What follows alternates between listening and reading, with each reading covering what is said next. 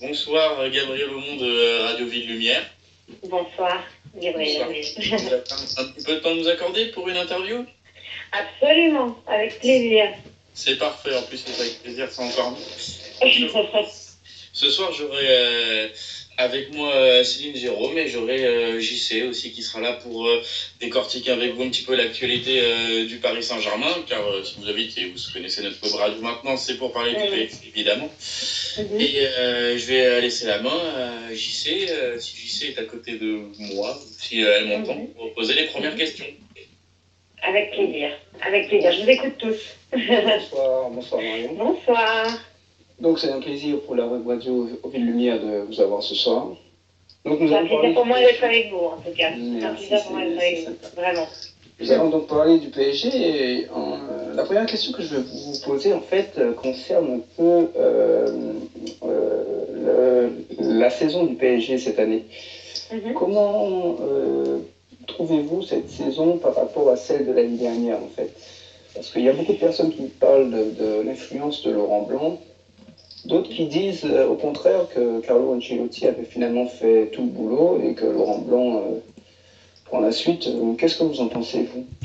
Écoutez, je suis plutôt d'accord avec ce que vous venez de dire là, juste là, c'est-à-dire je pense que Laurent Blanc effectivement bénéficie énormément du travail que Carlo Ancelotti avait mis en place, quoi. C'est-à-dire qu'il a bénéficié en plus de l'arrivée de Cavani.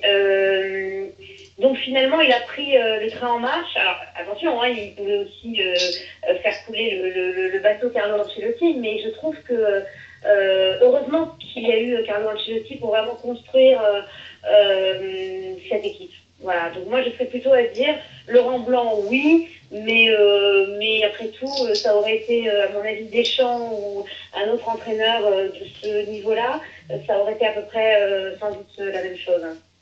Voilà. D'accord. Donc, comment trouvez-vous cette équipe cette année? Il y a beaucoup qui trouvent qu'elle est un peu plus séduisante. Je la trouve très très séduisante, effectivement, l'équipe cette année. Enfin, je sais plus que séduisante parce que l'année dernière, je disais que le PSG était dans les 10 meilleures équipes d'Europe. Aujourd'hui, je dirais qu'elle est dans les 5 meilleures équipes d'Europe. C'est-à-dire, je mettrais à côté le Real, le Barça, Chelsea et le Bayern. Je trouve que c'est une équipe qui fait rêver aussi bien par ce qui se passe sur le terrain, c'est-à-dire vraiment pour les vrais footeux. Je trouve que justement le 4-3-3 de Laurent Blanc marche à merveille. Et puis c'est une équipe qui fait rêver à l'extérieur, parce que je trouve contrairement à beaucoup de gens, je trouve le maillot assez beau. Je trouve que les joueurs sont des stars avec des caractères forts. C'est une équipe séduisante sur tous les plans. C'est-à-dire c'est une publicité pour Paris, je trouve, le PSG cette saison. Qui n'était pas encore, c'était presque le cas la saison dernière, mais là je trouve encore plus. Donc j'adore. Donc comment vous évaluez leur chance en Champions League cette année? Alors, c'est marrant parce que j'en parlais aujourd'hui et je pense que le PSG peut aller très loin effectivement en Champions League, mais je pense que c'est un petit peu tôt pour gagner la finale de la Ligue des Champions. Je crois vraiment que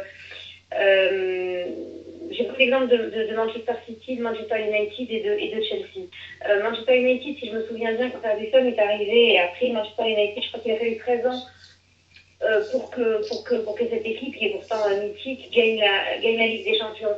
Manchester City, avec tous les énormes moyens qu'ils ont mis, n'y arrive toujours pas.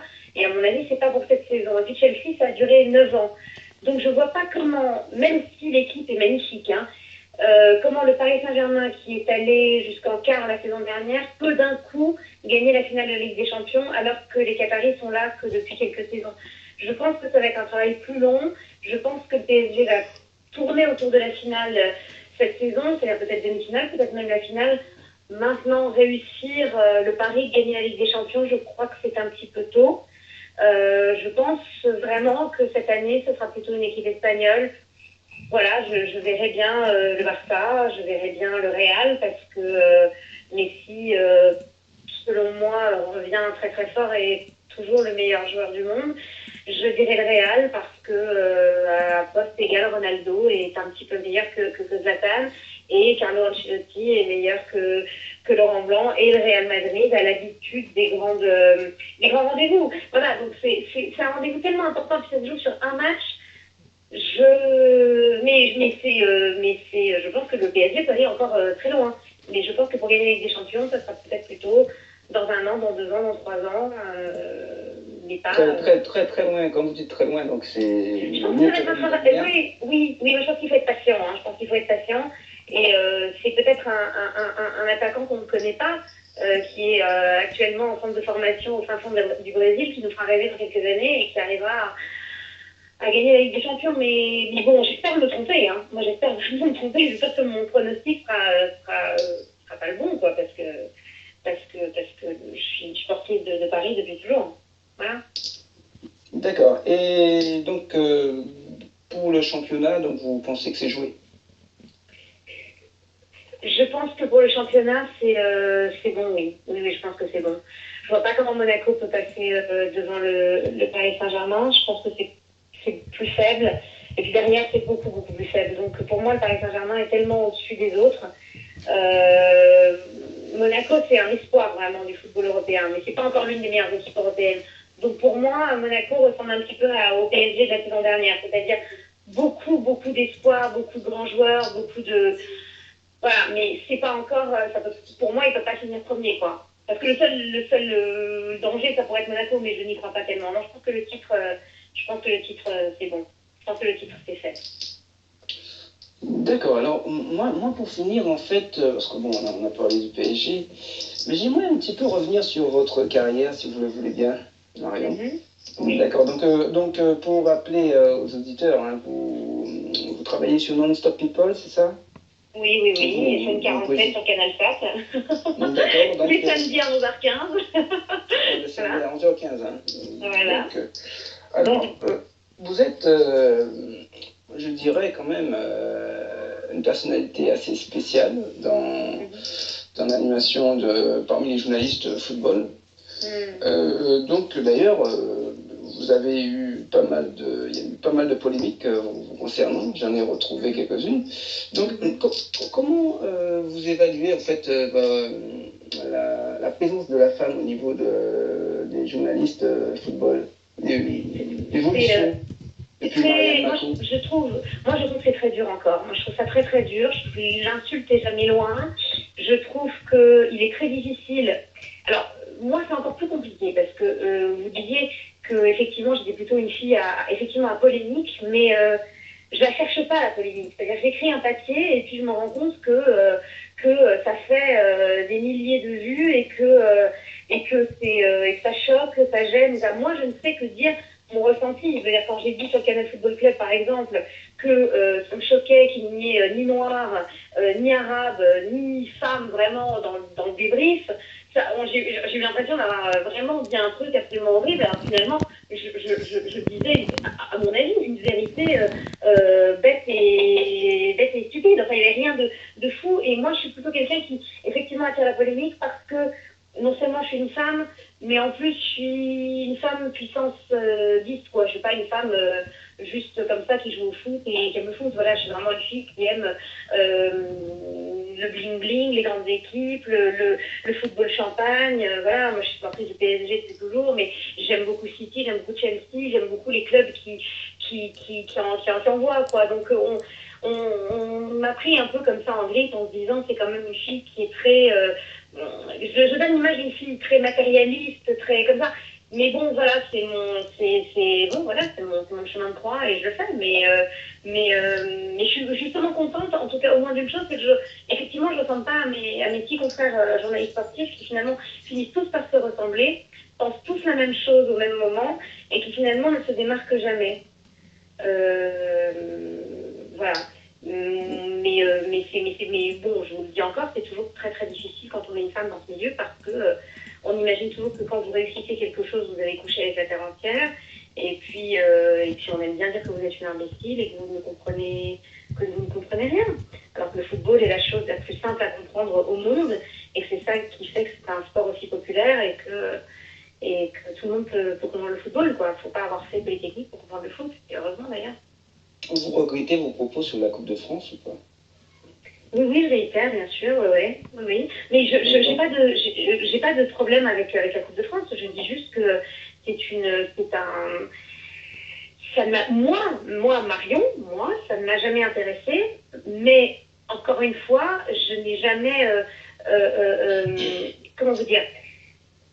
Oui, l'exemple le plus patent pour moi cette saison, c'est Falcao qui se retrouve à avoir à peut-être ne pas pouvoir jouer la Coupe du Monde à cause d'un prof de Chasselet, quoi. Enfin bon, je crois qu'on a tout dit, quoi. Je crois que là, c'est clair. Je veux dire, ok, c'est sympa d'être amateur, bien sûr que c'est sympa. Moi, j'aurais beaucoup de plaisir à venir jouer au foot avec vous, et là, simplement, je suis pas convaincue que ce soit très intéressant à voir jouer, vous voyez.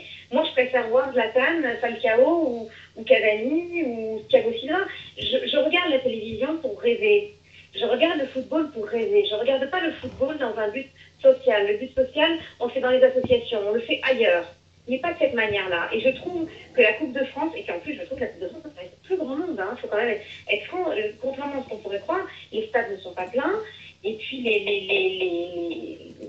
la télévision, c'est pas non plus des. Comme la Coupe de Ligue d'ailleurs, hein, mais ça n'intéresse pas grand monde. Hein. France Télé n'est pas beaucoup regardée quand il y a les matchs. Hein. Si, le même soir, si vous avez Avatar sur TF1, vous êtes sûr que la Coupe de France, ça va passer en deuxième, troisième, quatrième position. C'est pas un programme qui marche. Hein. Faut pas croire qu'il y a que moi. Moi, je me fais juste le porte-parole des gens que ça n'intéresse plus. Moi, je préfère voir la finale de la Ligue des Champions. Voilà, je préfère. Là, ce soir, je suis plus contente de voir Manchester United que de voir Chasselet ou Guignon ou Rodez. Je m'en fous. Enfin, je sais pas comment vous l'expliquer. Je m'en fous. Mais je ne comprends pas cette haine contre moi quand je dis ça. Je la comprends pas. Alors, juste pour rappeler aux auditeurs, donc vous aviez dit en fait, je cite, vous avouez que le spectacle de la Coupe de France est parfois à peine à voir. Je préfère encore la Coupe de la Ligue jouée par des pros sur des terrains corrects. Oui, vous avez bien lu. Ça nous change des champs de patates foulés par des postiers et des plombiers un poil bedonnant. Voilà, donc c'était quelque chose que vous aviez dit, je ne sais plus d'ailleurs. Il y a quelques années sur Yahoo. Quelques années, et donc qui avait lancé une sacrée polémique après. Oui. D'accord. Alors donc, moi je vais terminer en fait avec les questions vite fait de JC. Hein. Moi j'aime bien faire, pour terminer ma partie, ce sont des questions vite fait. Donc, où je vais vous demander une réponse aussi vite fait. Donc pour vous, le vainqueur du championnat de France. Oui. C'est qui? Le vainqueur du championnat de France, ouais. C'est PSG. Le vainqueur de la Ligue des Champions. Alors je vais tester, je vais dire que c'est l'année du Real ou l'année du Barça. Qu'est-ce que je pense, moi? En tout cas, vous n'avez droit qu'à une seule réponse. Il y a une seule réponse. Alors très rapidement, je vais dire le Barça. Allez, le Barça. Vainqueur de la Coupe du Monde. Vainqueur de la Coupe du Monde, là aussi j'hésite entre l'Espagne et le Brésil et l'Uruguay. Donc je ne sais pas, qu'est-ce que je pourrais prendre entre les trois équipes? Je vais dire le Brésil. Le Brésil, oui. D'accord. Où vous serez, vous pensez être dans 10 ans? J'espère toujours... je vais vous dire une chose, j'espère toujours aller au stade, aller au Parc des Princes avec mes enfants. Voilà ce que j'aimerais. Donc il n'y a pas d'objectif de... Ah, moi je parle de ma vie privée parce que je suis une femme, donc évidemment, voilà. Mais j'ai pas d'objectif, non, j'ai pas d'objectif particulier. En tout cas, toujours pouvoir raconter mes petites bêtises tranquillement et continuer mon métier en toute liberté. Voilà, c'est ça que j'aime. D'accord, je passe la parole à mes confrères. Merci de m'avoir pris votre temps. Merci JC pour cette première partie. Hein. On va revenir un petit peu sur ce qui a été dit aussi, parce qu'on peut tirer peut-être un petit peu plus en savoir. J'ai avec moi Céline Jérôme, une de nos consultantes à Radio Ville Lumière, donc qui pourrait voir. On va un petit peu revenir, avant de parler purement sportif sur la fin, du PSG, de tout ce qui entoure évidemment le PSG aujourd'hui. Vous parliez tout à l'heure des femmes dans le monde du foot, que ce soit... Enfin, vous parliez en tant que consultante. Et l'image que vous en avez aujourd'hui, est-ce que vous pensez qu'elle peut changer dans les années à venir? Oui, ça va changer, mais c'est lent. Bien sûr, ça va changer, mais c'est très, très lent. C'est très lent parce que moi je le sais, je l'ai vu dans les rédactions, quand une femme est moche, on dit non mais elle est trop moche, elle ne peut pas faire d'antenne. Quand une femme est belle, on dit ouais elle est bonne mais elle connaît rien au foot et en plus ouais c'est une pute, on ne sait pas ce qu'elle a fait, machin. Quand une femme est intelligente, ça fait peur, quand une femme est bête, on la méprise. Une femme dans ce monde-là n'a jamais de tranquillité. Voilà, elle n'a pas de tranquillité. C'est toujours très dur, il faut toujours se battre, c'est tout le temps montrer qu'on connaît le foot, tout le temps montrer qu'on est là, qu'on est présente, mais qu'on n'est pas non plus trop en avant. Enfin, c'est très compliqué. Donc oui, ça change. On le voit d'ailleurs aujourd'hui avec Astrid Barr qui fait la pelouse, avec Anne Lordonnais qui fait la pelouse sur Beansport. Enfin, on voit qu'il y a des femmes à qui on donne un peu plus de choses, mais ça va être encore très long. Ça va être encore très long. Je pense que c'est encore une petite dizaine d'années, quoi. Pour que les choses vraiment changent, il faut vraiment qu'il y ait des nouvelles générations, des mecs qui sont dans l'école de journalisme. Il faut que ça change parce que c'est toujours les mêmes, hein, c'est toujours les mêmes qui sont à la tête des rédactions. Donc c'est compliqué. Moi je le vois, hein, vous savez, moi je le vois, sur Twitter, je me fais régulièrement insulter par des confrères journalistes, hein, des confrères journalistes du Parisien, des mecs qui écrivent des trucs, ou de Canal. Enfin, on se dit vraiment, c'est vraiment pour casser de la bonne femme, quoi. Il n'y a rien il n'y a aucune douceur, il n'y a aucune, puis il y a beaucoup d'intelligence, donc voilà, mais donc c'est pas facile. Donc c'est pas facile. Marion, bonsoir. Bonsoir. Ah ben une femme extraordinaire. Oui. Qu'est-ce qui vous a vraiment envie de devenir journaliste dans le football et de justement braver un petit peu ces préjugés, ces insultes à l'égard de la femme? Eh ben écoutez, je pense que c'est déjà le fait que j'aimais beaucoup le football depuis très jeune, j'imagine comme vous, c'est-à-dire vraiment la passion des grands rendez-vous du football. Quand j'étais très petite, je dois vous avouer que c'était surtout le championnat de France et la Coupe du Monde. Moi, je suis pas toute jeune, donc je me souviens de la Coupe du Monde de 86 avec Maradona qui part tout seul. Enfin, voilà, c'est des moments comme ça qui m'ont donné envie de faire ça en fait. C'est la passion du beau football. Et puis c'était surtout, je savais que je pouvais dire quelque chose, mais toutes les femmes qui aiment le football le comprennent, c'est-à-dire vraiment dire des choses un petit peu différentes, parce que une femme dans un milieu d'hommes, c'est un peu pareil qu'un homme dans un milieu de femmes, on voit autre chose. Moi je trouve que souvent les journalistes les plus intéressants sont les mecs qui écrivent pour la presse féminine, et bien là c'est un peu la même chose, c'est les femmes qui regardent ce monde d'hommes avec un petit peu de recul et un peu de hauteur. Donc je me suis dit, j'ai quelque chose à faire et à donner. Et justement, par rapport aux femmes dans le football, qu'est-ce que vous pensez du foot féminin et de sa promotion par les médias actuellement? Bon, écoutez, je trouve qu'on fait semblant d'aimer le foot féminin maintenant. Alors, je dis on fait semblant, hein. C'est-à-dire que les journalistes font genre, on va s'intéresser au football féminin, mais c'est pas comme ça qu'on va s'intéresser comme ça au football féminin. C'est en passant les matchs, c'est réellement. C'est-à-dire que c'est sympa de faire l'interview de telle joueuse et de dire que Louisa Nessib est très jolie, mais c'est pas ça qui fait qu'on va s'intéresser au football féminin. Il faudrait traiter le football féminin comme on traite le football masculin, c'est-à-dire passer les matchs, parce que ça part de là, et se rendre compte que ces filles-là elles n'ont pas la puissance des hommes, c'est ça qui est dommage dans le football féminin, mais elles ont la technique des hommes et elles sont... je pense que certains matchs peuvent être tout aussi intéressants. Je pense qu'un match, vous voyez, de championnat féminin, c'est plus intéressant que la Coupe de France. Bien voilà. Voilà. Vous parliez, oui, justement du foot féminin, mais est-ce que vous le suivez? Et si oui, est-ce que vous aimez le suivre? Ou sinon, est-ce que vous avez envie de le suivre pour les années à venir? Parce que finalement, vous défendez pas mal la position ou un petit peu machiste, vous dites qu'il reste dans le foot aujourd'hui. Et est-ce que vous pensez que ça peut aider aussi à le rendre moins dans un sens machiste, ce football-là en pro? Si on suit ouais, c'est vrai. Non, c'est vrai ce que vous dites. Si on suit un peu plus le football féminin, effectivement, beaucoup de préjugés tomberont, ça c'est une évidence. Le problème du football féminin réel, c'est que ça n'a pas la même... Enfin, c'est pas aussi intéressant quand même à regarder que d'autres sports où les femmes sont bonnes. Par exemple, le ski, quand une femme skie ou quand une femme joue au tennis, ça peut être très violent, très rapide, très fort. Un but marqué par une femme ou un but marqué par un homme, ça n'a pas la même violence, la même force. Et là, il faut bien le dire, c'est plus beau chez les hommes, ça c'est une évidence.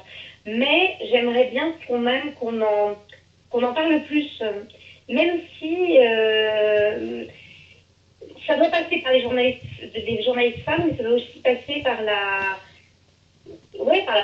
répercussions des matchs. Des matchs de l'OL, des matchs du PSG chez les filles, ouais. Mais j'ai pas le pouvoir, moi, malheureusement. C'est-à-dire que moi, j'ai le pouvoir de pouvoir, parler de l'actu, de parler de ce qui me choque, de ce qui me gêne, mais j'ai pas vraiment le pouvoir de faire passer un match de l'équipe féminine, de l'équipe de France féminine à la télévision à 20h50. Vous voyez ce que je veux dire? J'ai pas la force-là. Voilà, malheureusement pour moi. Et est-ce que vous avez, ça vous arrive d'aller voir le PSG à Charletti, féminin, je parlais évidemment, ou des choses comme ça, de bouger pour le foot féminin? D'aller voir le PSG, je vous dis la vérité, non, pas du tout. Je vais pas vous mentir, je vais pas faire la fille, oui, j'adore aller voir les filles jouer au foot, je vais vous dire que non. Non, pas du tout.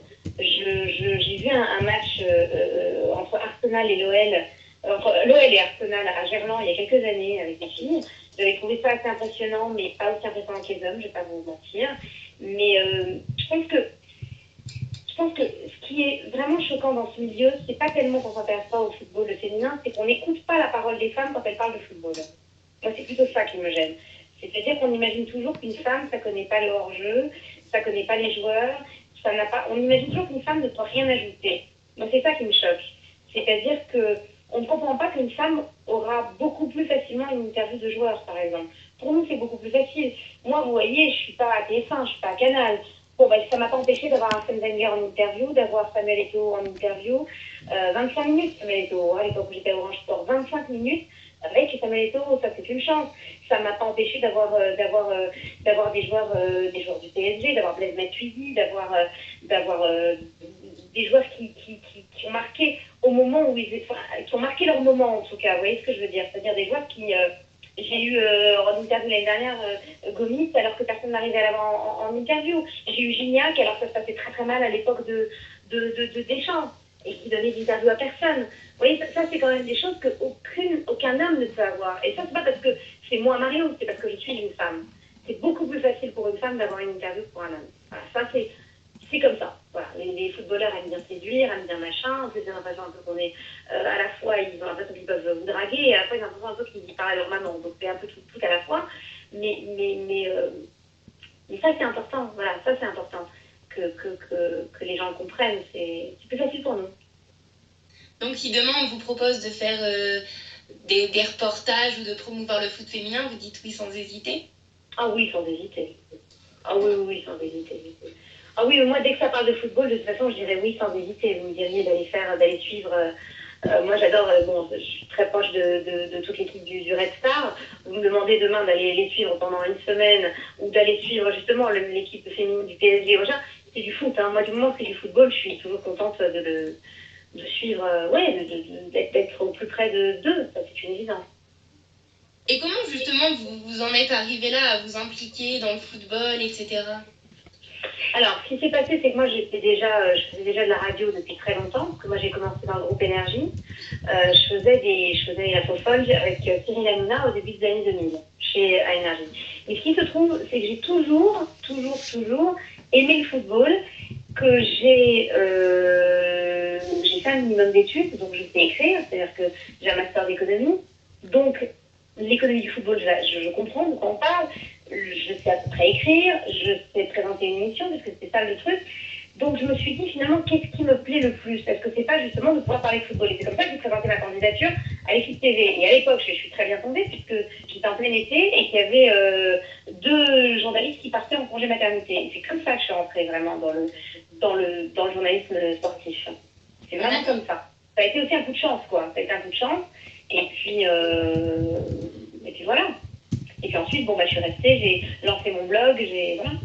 D'accord, je vous posais cette question justement parce qu'un petit peu comme vous, le rêve un petit peu c'est de devenir journaliste sportif, mais c'est vrai que dans le monde actuel, on voit que c'est très très difficile de percer. C'est très dur. C'est très très dur, c'est un monde très fermé, mais je sais quand moi j'ai toujours été une casse bonbon, quoi. Moi, c'est-à-dire que j'ai travaillé pendant 2 ans à Europe 1, je suis rentrée à Europe 1 parce qu'un jour, j'ai vu dans la rue à Paris le big boss, Denis Oliven, et je suis allée voir dans la rue et je lui ai dit, voilà, j'ai envie de bosser à Europe 1, vous n'avez pas de femmes dans votre émission, et je trouve ça débile de ne pas avoir de femmes, et en plus, j'ai des choses à dire. Donc, machin, il m'a dit, appelez Jean-Charles Banoun, c'était en plein été, c'était au mois d'août, appelez Jean-Charles Banoun qui s'occupe de l'émission. Et je l'ai appelé. Et j'ai été prise à Europe 1. On m'a fait un essai et j'ai été prise. Ça a toujours été, quitte à me prendre une gamelle dans la tronchette, ça a toujours été d'aller voir les gens et de les emmerder. Moi, je suis une emmerdeuse, hein, donc il y a un moment où les gens sont bien obligés de me donner quelque chose, parce qu'ils se disent, bon, elle m'a déjà appelé 3 fois, elle m'envoie 10 textos par jour, et il y a un moment où il faut bien que je lui fasse faire quelque chose. Et c'est comme ça que j'ai toujours un peu bossé. Alors, il y a des gens que ça se fout, hein, mais il y a des gens qui aiment bien. Ouais, bah, on parlait évidemment du féminin, parce qu'avec vous, évidemment, on peut accentuer sur ça, sur une personne médiatique. Mais tout à l'heure, en parlant, vous avez parlé justement du Red Star que vous êtes très proche aujourd'hui. Parlez-nous un petit peu de ça. Comment vous êtes arrivé à être très proche du club odonien aujourd'hui? Alors, je vais vous raconter l'histoire. La première chose que je voulais vous dire, c'est que d'abord, eux savent aussi ce que je pense de la Coupe de France. Hein. C'est pas, vous voyez, c'est pas quelque chose que je ne cache pas. C'est un club de national. Et le but du jeu, moi, j'aimerais qu'ils montent en Ligue 2 pour être un jour en Ligue 1, et c'est leur projet. Moi, le Red Star, je me suis rapprochée d'eux, mais alors vraiment encore un truc vraiment très bête, c'est par Twitter. Il se trouve que le recruteur, qui s'appelle Fabrice Berson, qui a travaillé aussi à Avignon, qui est pas mal bon, avait lu mes articles, trouvait ça sympa, et avait envie que j'écrive un truc sur le Red Star. Et c'est comme ça que j'ai été appelée pour venir voir un entraînement, pour venir voir jouer les mecs. Et puis comme en plus je suis quand même une personnalité entre guillemets très parisienne, c'est-à-dire j'ai jamais caché mon bonheur de suivre le Paris Saint-Germain. J'ai toujours dit que pour moi j'étais très fière d'être parisienne, que j'adorais cette ville. Voilà, ça lui paraissait logique que quelqu'un qui aime tellement Paris vienne les voir. Et puis en plus une femme, je trouvais ça marrant, donc voilà, donc je suis un peu leur petite mascotte. Et aujourd'hui, il vous arrive d'aller encore à Bauer de temps en temps, ou finalement vous les suivez bien sûr. Ah mais bien sûr, j'y suis allée il n'y a pas si longtemps. Et j'adore y aller. C'est parfait, ça fait partie du Faucon. On parle souvent du foot amateur, souvent avec moi, puisque pour ceux qui ont l'habitude de nous écouter, pas sans savoir que je suis supporter du Paris FC, le Dixit rival du Red Star pour ceux Absolument. qui et justement, on va un petit peu aussi avoir des sujets là. Je sais que ça me tient à cœur, mais le second club parisien, vous parliez que vous vouliez, où il y a le projet de monter en Ligue 1 avec le Red Star. Donc ça sous-entend que vous croyez à un second club en première division aujourd'hui. Mais je vais même vous faire plaisir. Je crois à un second club à Paris, je crois à un troisième club à Paris, je crois à un quatrième club à Paris, et un cinquième et sixième. Je veux absolument que Paris devienne Londres mais oui, j'ai envie qu'il y ait beaucoup de clubs à Paris. Et de très haut niveau. Moi, c'est le rêve de ma vie, c'est de pouvoir avoir des clubs qui ont vraiment une identité forte, voilà, qui ont l'identité de leur quartier, voilà. Pour moi, ça c'est très important. Je trouve que c'est important d'avoir un club dans le nord de Paris, un club dans l'est de Paris, un club dans l'ouest, un club dans le sud, un club qui est plus populaire, un club qui est plus voilà. Moi, j'ai envie qu'il y ait des clubs comme il y a Chelsea, il y a Arsenal, il y a Tottenham, il y a Fulham. Enfin, j'ai envie de ça à Paris. Donc, j'espère qu'il y aura le Red Star, j'espère qu'il y aura le Paris FC. Je n'ai pas de problème avec ça. Moi, je veux que Paris soit une capitale mondiale du football. Voilà. Et justement, vous ne trouvez pas qu'il y a aujourd'hui un petit problème par rapport aux infrastructures, par rapport à ça? Parce qu'on sait qu'on est capable en Ile-de-France d'y arriver, puisque les résultats des jeunes sont très bons, même dans les clubs amateurs.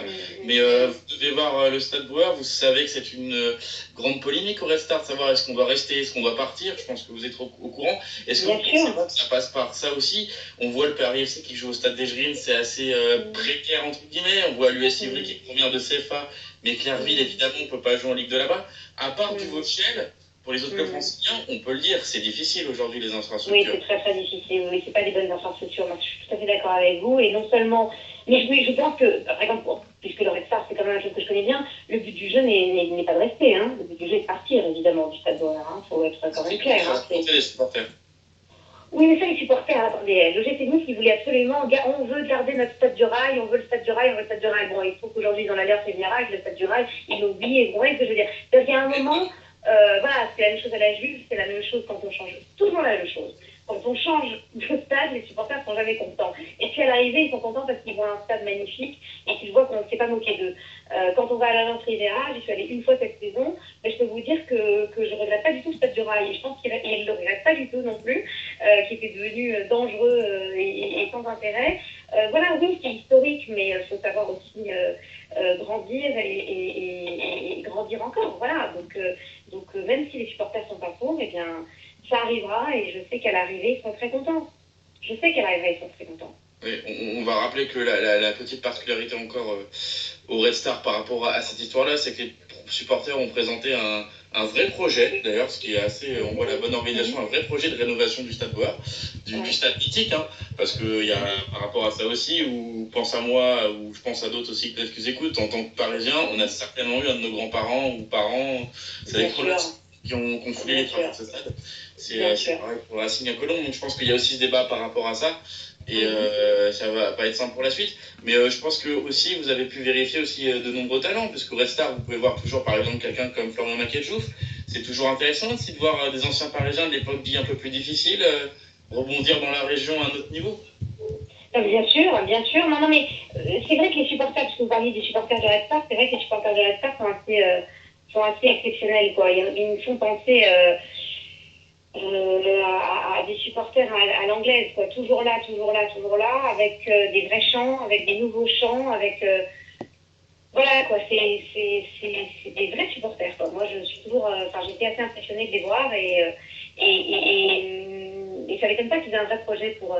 parce que c'est effectivement un stade mythique, le stade Bauer. C'est vrai que ça a marqué des gens qui ont l'âge de mes parents ou effectivement de mes grands-parents et qui leur adoraient le Red Star. Et c'est pas quelque chose c'est pas anodin, effectivement, de vouloir à tout prix rester, mais moi, je pense que c'est une erreur.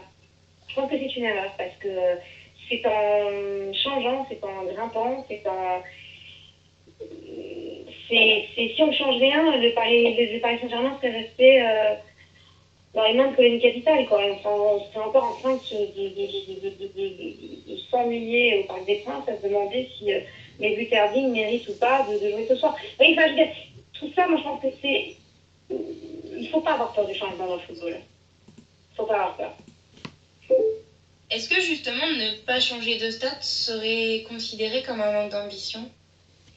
Serait considéré, pardon ? Comme un manque d'ambition ? Je pense, pour moi, oui. Je ne sais pas, hein, je pense, pour moi, oui. Après, il faudra changer de stade. Oui, évidemment, ça fait partie des projets. On sait que le Red Star n'est pas... Et oui, le Red Star n'est pas le seul club concerné. Je parlais d'Ivry ou du PFC, je pense qu'Ivry... Oui, non, vous avez raison, mais pour le PFC aussi. Enfin, je veux dire, il y aura un moment, il va falloir effectivement monter de gamme, c'est une évidence. Et puis, il faut... je pense que c'est important d'avoir des stades plus beaux. Je veux dire, on en voit ne serait-ce qu'en Ligue 1. Enfin, je veux dire, que ce soit oui, enfin, Guingamp ou Évian, Thonon-Gaillard, enfin, tous ces stades-là, c'est quand même une catastrophe totale, quoi. Donc, il va falloir même refaire des stades, même dans des clubs plus hauts. Enfin, voilà, je trouve que c'est l'un des problèmes. Mais Leonardo l'avait dit l'année dernière, il avait dit c'est quand même une catastrophe de jouer dans des stades comme ça. Et c'est vrai que faut pas avoir peur du changement. Encore une fois, c'est ça. C'est vraiment, faut pas rester sur ses habitudes. Faut pas avoir peur. Justement, on parlait là, évidemment, on faisait un petit peu l'exploration du foot francilien, ou en tout cas pour voir ce qu'ils écoutent. Justement, est-ce que c'est pas un problème aussi que les clubs n'ont pas réussi à aller plus haut, un problème d'identité? Parce que finalement, aujourd'hui, vous parliez d'un club dans l'Ouest, d'un club dans l'Est, un club dans le Nord. Je pense que dans le Nord, vous pensez au Red Star, à l'Est, le PFC. Et au Sud, on peut dire qu'il y a Créteil, mais finalement, quand on prend le nom Red Star, il a enlevé le 93, donc il s'expose à une globalisation peut-être plus de la région. Le Paris FC a beau être un club de quartier, il porte le nom d'une ville. Est-ce qu'il n'y a pas un problème d'identité par rapport à ça aussi, qui fait que ces clubs restent cantonnés? Pourquoi pas, c'est vrai, on pourrait imaginer effectivement comme Chelsea qui a le nom du quartier, comme Fulham qui a le nom du quartier, comme la Lazio à Rome qui a le nom de... Oui, c'est vrai qu'on pourrait imaginer qu'on pourrait imaginer effectivement que Red Star redevienne effectivement Red Star 93, Saint-Ouen, que oui, on joue énormément sur le côté justement 93, que le PSG soit plus un club entre guillemets, hein, on va se comprendre, de bourgeois, hein, on va faire le truc comme ça. On imagine le Red Star un club peut-être plus populaire, qui serait plus... Oui, mais en même temps, je trouve ça un peu communautaire, quoi. Mais c'est vrai que les gens aiment bien, les supporters aiment bien faire partie d'une communauté et faire partie d'un groupe de gens nés dans le même style de vie, le même... Effectivement, vous avez raison, il faudrait peut-être effectivement plutôt que le Red Star s'appelle effectivement le Red Star 93, Saint-Ouen par exemple, j'en sais rien. Voilà. Oui, pourquoi pas. Je prends ces gens-là parce que pour être très proche, si ce n'est faire partie du Paris FC, on a le nom d'une ville, importante, mais aujourd'hui nous sommes un club de quartier. C'est un exemple très criant. C'est-à-dire que c'est difficile par rapport à l'Angleterre, comme vous faisiez la comparaison, par rapport à des clubs qui ont vraiment le nom de leur quartier. Alors, qu'est-ce que vous aimeriez? Alors là, c'est moi qui vais vous poser une question, mais alors qu'est-ce que vous aimeriez? Vous aimeriez que le Paris FC s'appelle comment, par exemple?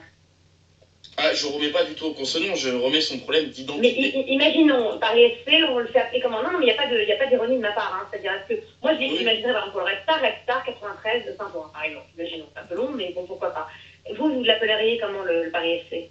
Ah, moi, je laisserais tout le temps mon Paris FC, parce que je connais l'histoire et je sais que c'était le club créé par la mairie pour être le club de la capitale. Et on pourrait peut-être rajouter Paris FC tiré, je sais pas, ou Montreuil. Ou Montreuil, d'accord. Bon, alors Paris FC, Montreuil, mais c'est pas complètement imbécile, hein. On peut tout à fait garder le nom de Paris FC du Red Star en rajoutant derrière, effectivement, 93, ou Montreuil, ou Saint-Ouen, ou machin, pour effectivement dire, bah, moi, je suis née à Saint-Ouen, moi, je suis née à Montreuil, moi, je suis née à Saint-Germain, moi, je suis née... Oui, c'est pas... effectivement, ça rajoute, moi je vous dis, effectivement, l'identité au club, oui, c'est vrai. Bah, je reviens aussi, je parlais de mon histoire, moi pourquoi je serais proche, pourquoi j'étais proche du PFC, c'est parce que j'ai grandi à côté d'eux, et vous c'est la même histoire, vous avez grandi entre guillemets à côté du PSG, et ce qui est très intéressant, c'est que finalement dans tous ces clubs, le seul club qui garde une notion de quartier ou de côté de la région, c'est le PSG, parce qu'il garde le nom Saint-Germain. Oui, c'est vrai.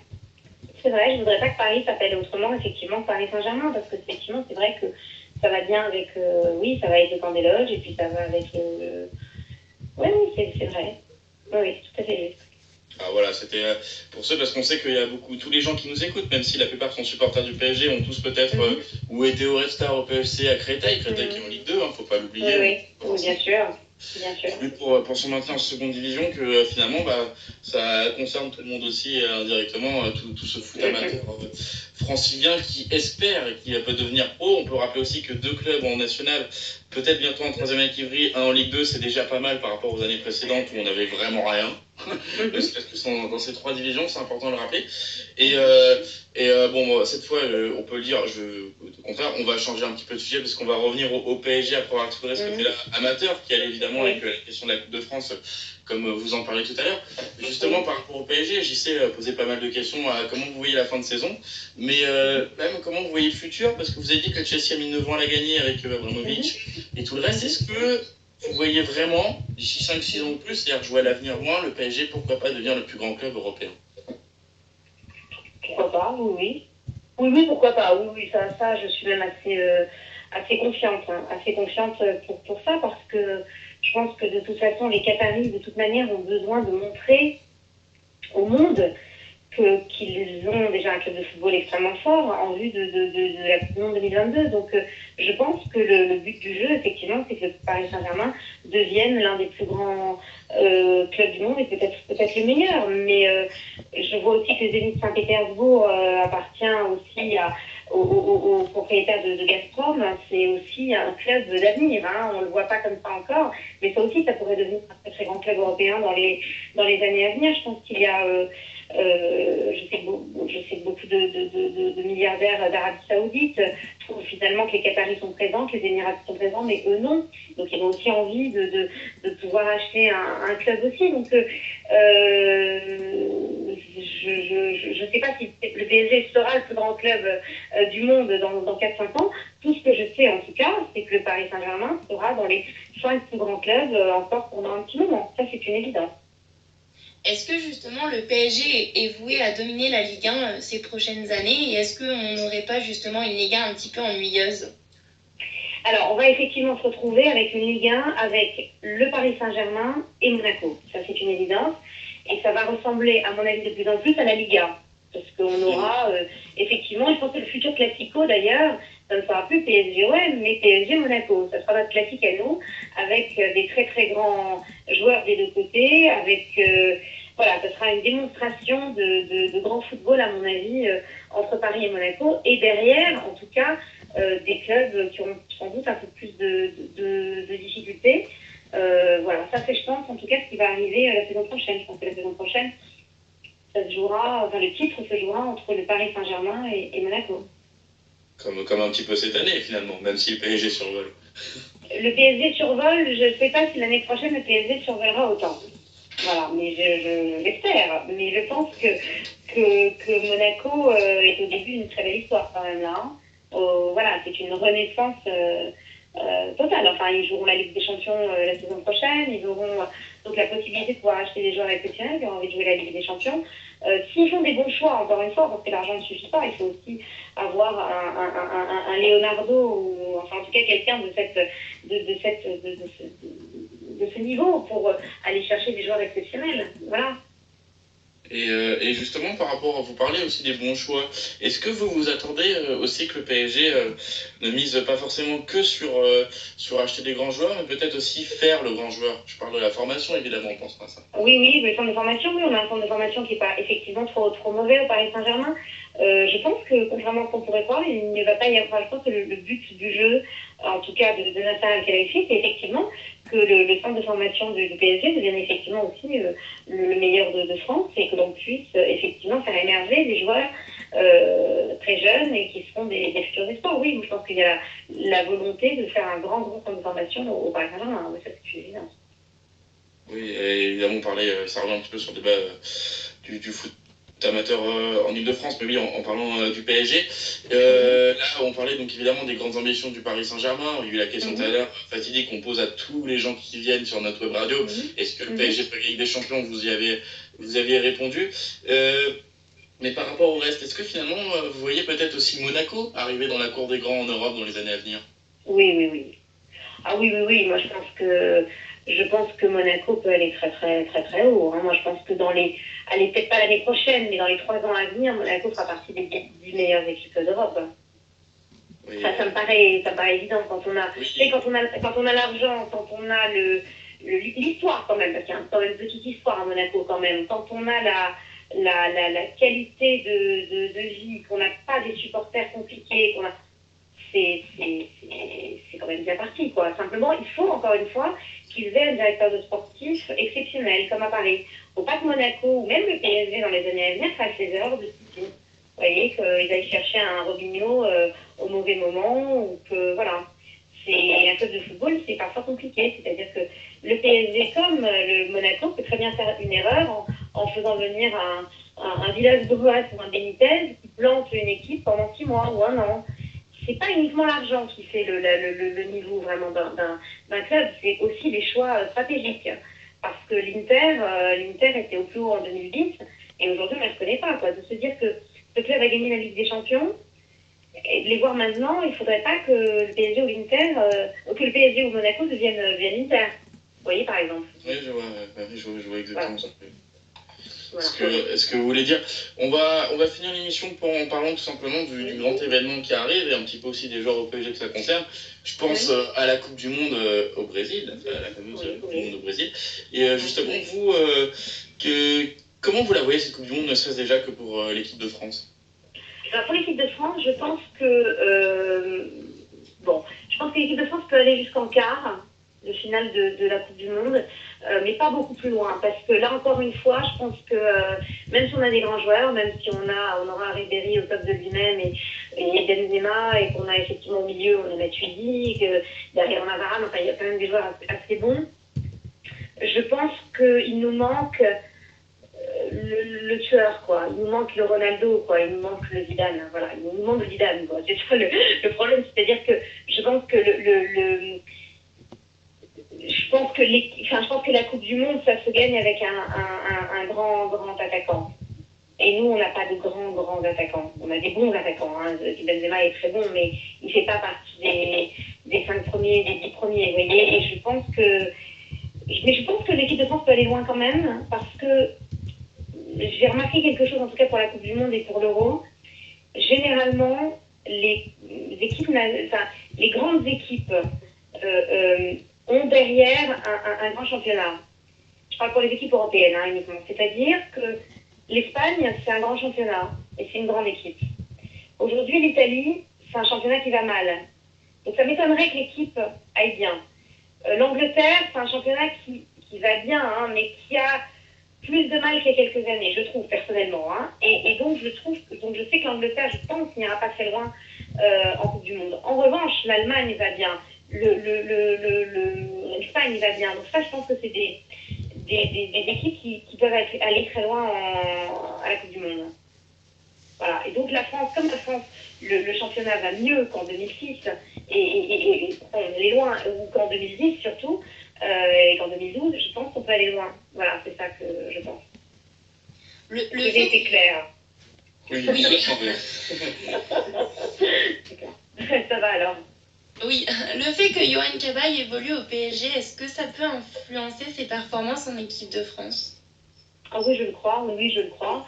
Je sais qu'il est très très heureux au Paris Saint-Germain, qu'il a été très bien accueilli, qu'il est très fier d'être là.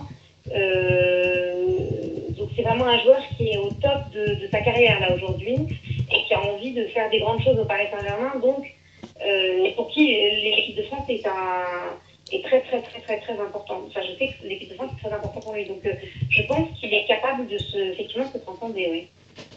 Ouais. Ça peut être pareil pour d'autres joueurs. Je pense à Blaise Matuidi. Oui, la différence, c'est que Blaise Matuidi va arriver un peu plus fatigué quand même. C'est tous les matchs là quand même. Cabaye, il arrive un peu plus frais quand même. Donc ça aussi c'est important. Je pense que les joueurs anglais ils vont être épuisés parce qu'ils vont jouer tous les matchs, et le Boxing Day, et les vacances, et les machins, et pas de trêve. Et voilà, donc ils arrivent toujours à la Coupe du Monde ou à l'Euro absolument épuisés, donc ils ne donnent pas grand chose. Là, je pense que des joueurs qui se sont qui sont un peu moins en vue, effectivement, comme Cabaye, peuvent faire des choses absolument exceptionnelles en Coupe du Monde, ouais. En tout cas, on le souhaite. Je pense que tout le monde va être les premiers supporters de l'équipe de France. Ouais. Et bah sur ça, on va vous remercier énormément de nous avoir accordé un peu de temps ce soir. C'était un plaisir, c'est moi qui vous remercie. C'est gentil, vous souhaitez que du bon pour la suite. Et voilà. On va revoir bientôt pour pouvoir à nouveau parler du PSG et de tout ce qu'on a pu, et même le foot amateur et de l'équipe de France. Si on peut avec plaisir, avec plaisir. Et s'il vous plaît, une petite demande, puisque vous dites que vous aimez bien les femmes, eh bien faites parler un petit peu plus Céline, votre journaliste, parce que je vous ai plus entendu vous, messieurs, que elle. Donc voilà. Si vous voulez. Ah bah oui, il faudra. La prochaine fois, on fera une interview avec Céline en guest star. D'accord, ce ne sera pas moi, ce sera elle. Pas de souci. Céline. Bah, pas de souci. Voilà, c'est le côté syndicaliste de Marion Hidalgo pour la hiérarchie, c'est comme ça arrive. Voilà, exactement. C'est mon côté génétiste. Voilà, c'est côté syndicaliste. Mais oui, j'allais dire que j'espère qu'on va vous revoir au mois de juillet pour parler d'une champion du monde. Ce serait pas mal. Avec plaisir. Ça sera un plaisir pour moi. Je vous souhaite une très bonne soirée et bon courage pour la suite. Merci. À vous aussi. Merci beaucoup. Au revoir. Bonne soirée. Au revoir.